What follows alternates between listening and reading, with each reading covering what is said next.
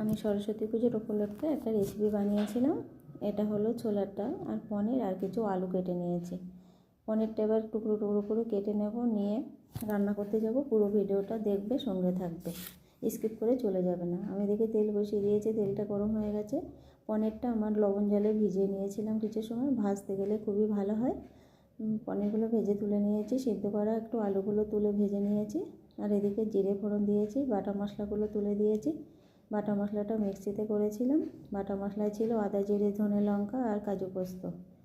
সবগুলো তুলে দিয়ে এবার পরিমাণ মতো লবণ দিয়ে দেব, হলুদ দিয়ে দেব, দিয়ে বেশ ভালো করে মশলাটা কষিয়ে নেব। আর ছোলার ডালটা সিদ্ধ করে রেখেছি, কষানো হয়ে গেছে। এবার আমি ছোলার ডালটা তুলে দেব। ছোলার ডালটা দিয়ে আবার একটু নেড়ে চেড়ে ভালো করে কষিয়ে নেব। তারপরে আলুটা আমার ভাজা আছে, আলুটাও সিদ্ধ করা আছে, সিদ্ধ করে ভেজে রেখেছিলাম। আলুগুলো এবার তুলে দেব। এদিকে গরম জল বসিয়ে রেখেছি, আলুটা দিয়ে আবার একটু নেড়ে চেড়ে নেব।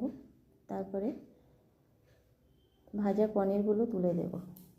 এইভাবে একবার রান্না করে খেয়ে দেখবে। আমি রান্না করেছিলাম এটা নিজের আইডিয়ায়, কিন্তু রান্নাটা সত্যি খুবই সুন্দর হয়েছিল। আর এর সঙ্গে আমি বানিয়েছিলাম ফ্রায়েড রাইস, ফ্রায়েড রাইসের সঙ্গে এই রেসিপিটা বানিয়েছিলাম। এবার জল দিয়ে দেব, জল দিয়ে বেশ কিছু সময় রান্না করে নেব। কেমন হয়েছে হবে রান্নাটা কমেন্টে জানাবে, ভালো লাগলে লাইক কমেন্ট শেয়ার করে দেবে। আমি পুরো ভিডিওটা দেখাতে পারিনি শেষ পর্যন্ত। এবার ফুটে গেলে ঘি গরম মশলা দিয়ে নামিয়ে নেব। কেমন হবে কমেন্টে জানাবে। এবার আমি কিছু সময় জলটা শুকিয়ে আসা পর্যন্ত আমি বেশ কষা কষা রসা রসা মতো করে রান্না করব, বেশি ঝোল রাখবো না। কেমন হবে যে কমেন্টে জানাবে।